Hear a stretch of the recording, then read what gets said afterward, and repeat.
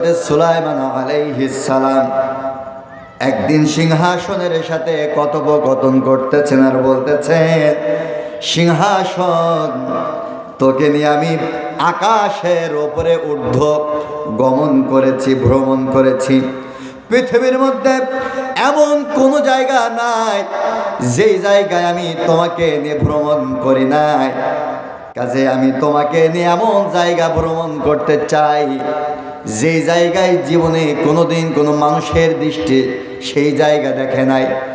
এমন জায়গায় তোমাকে নিয়ে যেতে চাই যে জায়গায় কোনোদিন কোনো মানুষ পা দেয় নাই, কোনো মানুষের পা পড়ে নাই, কোনো মানুষের চোখ কোনোদিন দেখে নাই।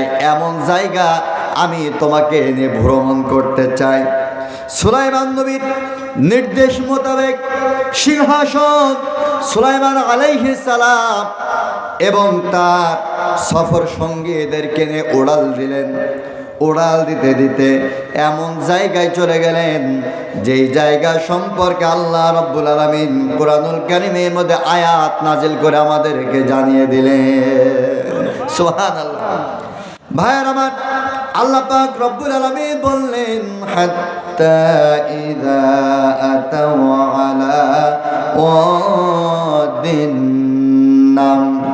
সুলাইমান আলাইহিস সালাম যে রাষ্ট্রে প্রবেশ করলেন, ওই রাষ্ট্রে পৃথিবীর কোনো মানুষ বসবাস করে না, কোনো জিন বসবাস করে না, কোনো দানব বসবাস করে না।